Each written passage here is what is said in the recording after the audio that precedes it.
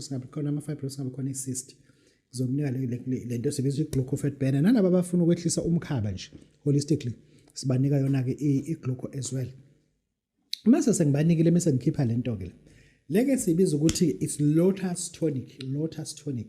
Umuntu lona ongeke loke ngikhalele ethi babudodela yazi ngimithe ngephutha angene lapho mina. Lana umuntu wesilisa ohleli zathinta la inhlavu zamasende zakhe ngathi ziyagwaza. I-lotus tonic yinhle kakhulu lapho. Umuntu ongasayifaki icathulo ngoba zinyawo zindikindiki. Nansi into. This is lotus. Sisenze entweni eziningi. Inkinga yesikhumba kulaba abanesikhumba kusuke inkinga kuyi-fatty liver edala lokho. Nansi into esiyisebenzisa. This is babu Dr. Bawusizwe Bojela ufana umdla jakhe umzola amancane ngisho ukuthi ngixolisa. Bakithi ake siyibukeni into ya social media.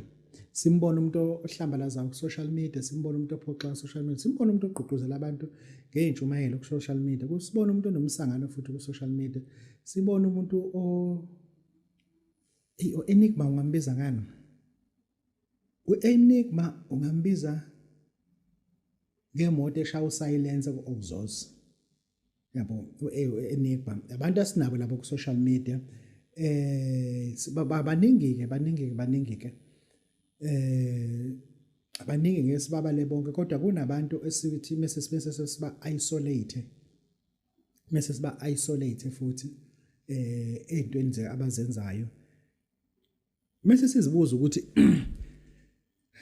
what will a company gain or benefit if ingasiza umuntu ukuthi lo muntu lona does he speak certain things that are embarrassing, does he promote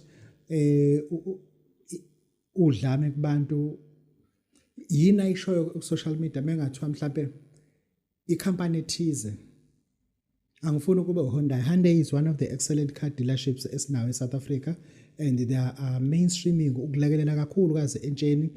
Sinobona uHyundai SA elekelela kakhulu kunengane nje sinazo ku TikTok ku social media eseyiqashiwe lapha ezisebenza khona lapha, but bengabe ukuthi ama companies adayisa imoto ayikho into abangayenza ngo-Owen Zitha in Maritzburg.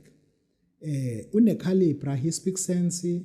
Akaze simbone edakiwe, sikaze simbone ephethe ibhodlela la-beer, sikaze simbone eshaya intombazane, sikaze simbone epromoter udlame. Ake sizibuze nje ukuthi nini enilapho kuma car dealerships nimbona lo mntwana ningeni kwazi ukuthi nimsebenzise kwi-industry yenu ukuthi anpromotele imoto ngoba njengamanje ama-car dealerships are literally struggling to sell their cars. Reason why imoto eziningi zama-China efikile manje senza ukuthi competition ibe difficult, but